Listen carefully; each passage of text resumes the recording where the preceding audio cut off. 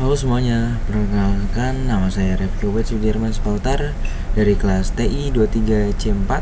Pada video ini saya akan menjelaskan perancangan sistem informasi sewa lapangan futsal, mulai dari flowchart, diagram konteks, level 0, normalisasi database, RD, HIPPO, kaos data, hingga desain UI dari sistem yang saya buat. Baik, di sini saya akan buka untuk laporan yang saya buat. Nah, ini adalah laporan yang saya buat. Laporan penjelasan flowchart sistem booking lapangan futsal. Penjelasan flowchart sistem. Pertama, saya mulai dari flowchart. Flowchart ini menggambarkan alur proses penyewaan lapangan futsal dari awal sampai akhir. Proses dimulai dari pelanggan yang datang untuk melakukan booking. Setelah itu, pelanggan memutuskan apakah akan membayar DP atau tidak. Kalau pelanggan membayar DP, petugas akan menerima pembayaran, mencatat bookingnya, lalu memberikan kwitansi. Pada hari pelunasan, pelanggan melakukan pembayaran penuh dan petugas kembali mencatat transaksi tersebut dan memberikan kwitansi pelunasan. Di akhir hari, semua data booking diberikan dari petugas ke pengelola untuk direkap. Lalu pengelola membuat laporan harian yang nantinya diserahkan ke pemilik lapangan. Jadi flowchart ini menunjukkan proses booking yang terstruktur serta peran masing-masing pihak. Yang kedua, ini ada pengertian dari si keterangan simbol dari flowchart. Ada terminator atau oval. Dua, di sini ada proses, ada decision, input atau output, garis alur atau panah, swing line, konektor. Ini penjelasannya sudah saya buat juga di sini, penjelasan alur proses flowchart. Lalu diagram konteks. Diagram ini menggambarkan hubungan antara sistem utama dengan pihak luar yang berinteraksi. Di sistem ini ada 3 entitas eksternal, yaitu pelanggan, petugas, dan pengelola. Pelanggan memberikan data booking, petugas memproses pemesanan dan pembayaran, sementara pengelola menerima laporan keuangan dan data booking harian. Proses utamanya disebut sistem sewa lapangan, yaitu bagian yang mengolah dan menyimpan data dari semua pihak. Dan di sini ada data flow diagram level 0. Pada level 0, proses yang ada dalam sistem dipecah menjadi beberapa subproses supaya alurnya lebih detail. Nah, di sini ada 3 proses utama, yaitu ada booking,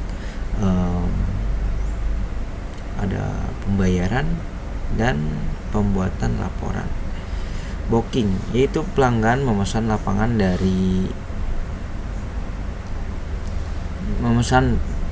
dan sistem mencatat datanya. Dan pembayaran meliputi pembayaran DP dan pelunasan. Sistem juga mencetak bukti berupa kwitansi.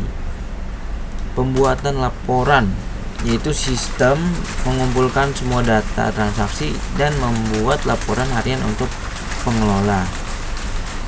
Diagram ini menjelaskan bagaimana data berpindah dari pelanggan ke sistem, dari sistem ke petugas, dan akhirnya ke pengelola, seperti itu. Dan di sini ada normalisasi database. Pada bagian normalisasi, saya melakukan normalisasi sampai bentuk 3NF agar struktur tabel rapi dan tidak ada data yang duplikat. Tabel yang digunakan antara lain pelanggan, laporan, pelanggan, lapangan, booking, pembayaran DP, pelunasan, kwitansi, laporan harian. Semua table sudah memenuhi 1 NF, 2 NF, and 3 NF.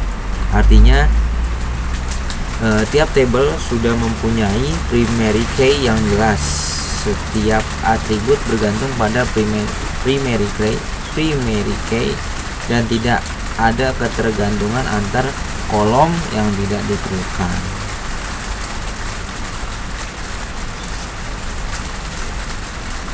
Selanjutnya ada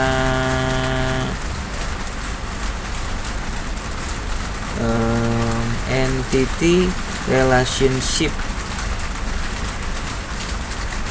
diagram atau bisa disebut IRD. Selanjutnya IRD. Di sini table booking menjadi pusat hubungan karena booking menghubungkan pelanggan, lapangan, pembayar DP, pelunasan, dan kwitansi. Relasi-relasi yang terbentuk antara lain pelanggan satu ke banyak booking, lapangan satu ke banyak booking, booking memiliki satu pembayaran DP, booking memiliki satu pelunasan, booking memiliki 1 sampai 2 kwitansi. Laporan harian berdiri sendiri untuk menampilkan rekap setiap hari. Dengan ERD ini, sistem bisa menyimpan dan menarik data dengan lebih mudah dan konsisten. Seperti itu. Nah, di sini HIPO, hierarchy plus input process output.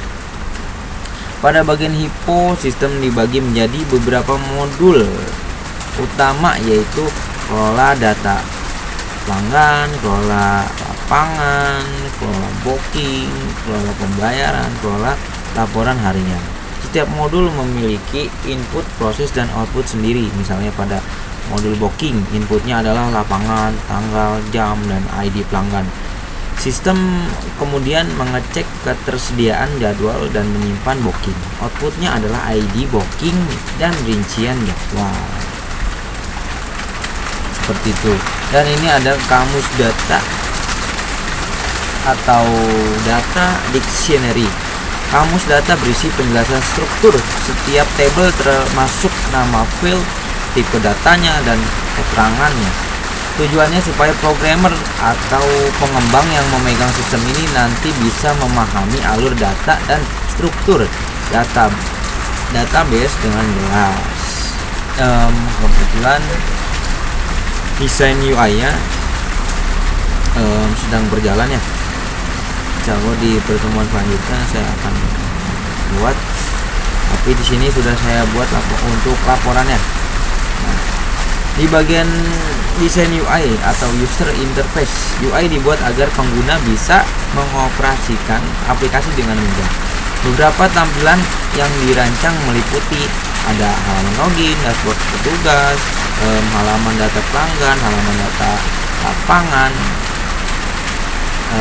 terus ada layar booking, halaman pembayaran DP dan pelunasan, serta tampilan laporan harian. Mungkin